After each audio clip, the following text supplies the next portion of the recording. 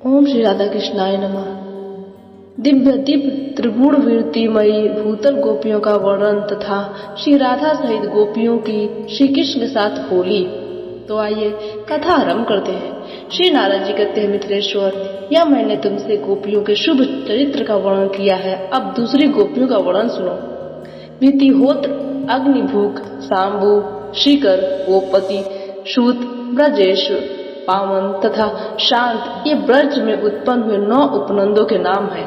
वे सब के सब धनवान, रूपवान, पुत्रवान, बहुत से शास्त्रों का ज्ञान रखने वाले, शील सदाचारी गुणों से संपन्न तथा दान परायण है। इनके घरों में देवताओं की आज्ञा के अनुसार जो कन्याएं उत्पन्न हुई, उनमें से कोई दिव्य, कोई अदिव्य तथा कोई त्रिगुण वीरत वाली थी। वे सब नाना प्रकार के पूर्वकृत पुण्यों के फलस्वरूप भूतल पर गोपंगनाओं के रूप में प्रकट हुई थी। विदेहराज, वे सब श्री राधा के साथ रहने वाली उनकी सखियां थी। एक दिन की बात है, होलिका महोत्सव पर श्री हरि को आया हुआ देख उन समस्त ब्रज गोपियों ने माननी श्री राधा से कहा।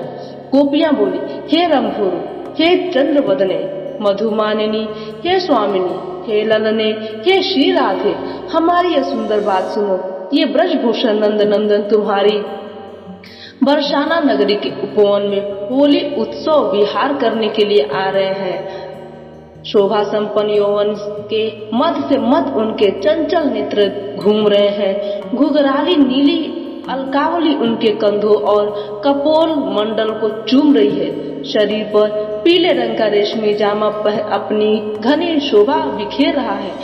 वे बजते हुए नुपुरों की ध्वनि से युक्त अपने अरुण चढ़ा बिंदु द्वारा सबका ध्यान आकृष्ट कर रहे हैं। उनके मस्तक पर बाल रवि के समान कांतिमान मुकुट है।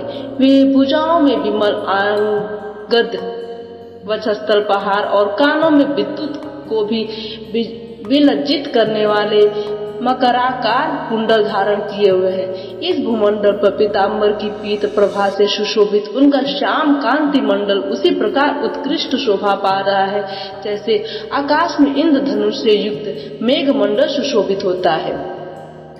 अबीर और केसर के रस से उनका सारा अंग लिप्त है। उन्होंने हाथ में नई पिचकारी ले रखी है तथा सखी राधे, तुम्हारे साथ रास रंग की रसमयी क्रीड़ा में निमग्न रहने वाले वे श्याम सुंदर तुम्हारे शीघ्र निकलने की राह देखते हुए पास ही खड़े हैं।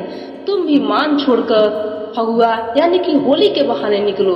निश्चय ही आज होलिका को यश देना चाहिए और अपने भवन में तुरंत ही रंग मिश्रित जल, चंदन के पंख और मकरंद, इत्र आदि पुष्प रस का अधिक मात्रा में संचय कर लेना चाहिए।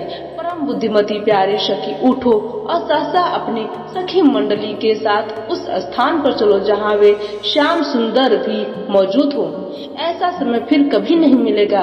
बहती धारा में हाथ धो लेना चाहिए, यह कहावत सर्वत्र विदित है। श्री नारद जी कहते हैं, राजन, तब मानवती राधा मान छोड़कर उठी और सखियों के समूह से घिरकर होली का उत्सव मनाने के लिए निकली। चंदन, अगर, कस्तूरी, हल्दी तथा केसर के घोल से भरी हुई ढोलचियां हुए बहुसंख्य ब्रजंगनाएं एक साथ होकर चली। रंगे हुए लाल लाल हाथ, बसंती रंग के पीले वस्त्र, बजते हुए नुपुरों से युक्त पैर तथा झनकराती हुई करधनी से सुशोभित कटी प्रदेश बड़ी मनोहर शोभा थी उन गोपंगनाओं की। वे हास्य युक्त गलियों से सुशोभित होली के गीत गा रही थी। अबीर गुलाल के चूर्ण मिट्टियों में ले लेकर इधर उधर फेंकती हुई वे ब्रजंगनाएं भूमि, आकाश और वस्त्र को लाल किए देती थी। वहाँ अबीर की करोड़ों मुट्ठियां एक साथ उड़ती थी। सुगंध गुलाल के चूर्ण भी कोटि कोटि हाथों से बिखरे जाते थे। इसी समय ब्रज गोपियों ने श्री कृष्ण को चारों ओर से घेर लिया, मानो सावन की साँझ में बिंदु मालाओं ने मेघ को सब ओर से अवरुद्ध कर लिया हो। पहले तो उनके मुंह पर खूब अबीर और गुलाल पोत दिया, फिर सारे अंगों पर अबीर गुलाल बरसाए तथा केसर युक्त रंग से भरी ढोलचियों द्वारा उन्हें विधि पूर्वक भिगोया। हे निर्वेश्वर, वहाँ जितनी गोपियां थी उतने ही रूप धारण करके भगवान भी उनके साथ विहार करते रहे। वहाँ होलिका महोत्सव में श्री कृष्ण श्री राधा के साथ वैसे ही शोभा पाते थे जैसे वर्षा काल की संध्या बेला में बिंदुमाला के साथ मेघ सुशोभित होता है। श्री राधा ने श्री कृष्ण के नेत्रों में काजल लगा दिया।